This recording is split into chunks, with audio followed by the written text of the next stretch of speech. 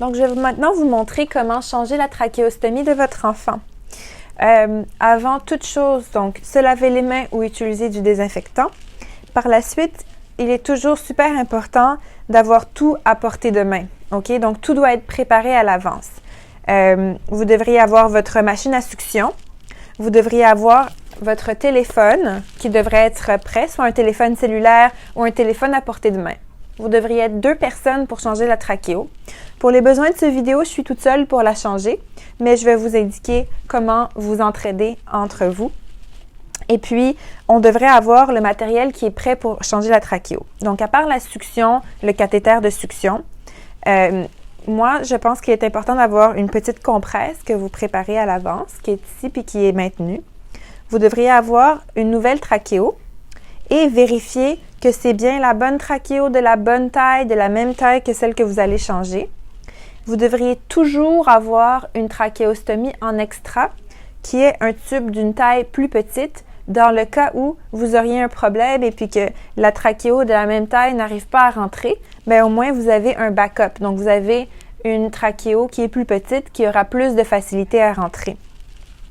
Donc la trachéo qu'on va utiliser, on la prépare de 2 façons. On la prépare en insérant l'obturateur à l'intérieur et on la prépare aussi en insérant les attaches de trachéo qui ont déjà été précoupées à l'avance selon la taille du cou de votre enfant. Donc maintenant que j'ai tout ce qu'il me faut, la prochaine étape, c'est vraiment d'avoir une bonne exposition. Donc on veut vraiment être capable de bien voir ce qui se passe et aussi de bien voir le cou de l'enfant. Donc si c'est un bébé ici, on prend un linge et puis on l'attache dans le linge pour être sûr qu'il ne bouge pas trop.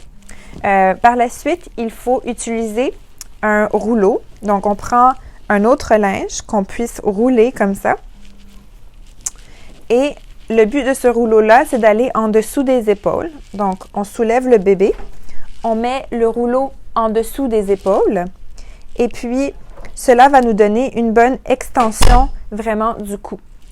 Lorsqu'on a une bonne extension du cou, ça va vraiment nous permettre de voir le cou de l'enfant puis où est-ce que la trachéo elle est. Donc, une fois qu'on a une bonne extension, qu'on voit bien, qu'on est 2, qu'on a tout le matériel nécessaire, qu'on a suctionné l'enfant avant de faire le changement de trachéo, c'est à ce moment-là qu'on va faire le changement de canule.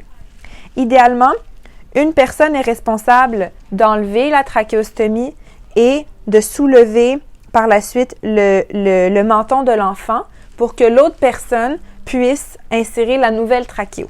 Donc moi, je vais faire ça toute seule, mais normalement, c'est comme ça qu'on s'entraide. Donc, la personne qui va enlever la trachéostomie prend une main, la main non dominante, maintient la trachéostomie à l'intérieur et enlève les attaches de la trachéostomie. OK? Donc, maintenant que les attaches de la trachéostomie sont enlevées, on peut retirer la trachéostomie. Et moi, je vais pousser moi-même parce que j'ai pas d'aide, mais normalement, on soulève le menton pour bien voir. Là, on enlève la trachéo. On va voir le trou de la stomie, ce qui est complètement normal. S'il y a des sécrétions, on les nettoie. On prend la nouvelle trachéostomie qui a son obturateur.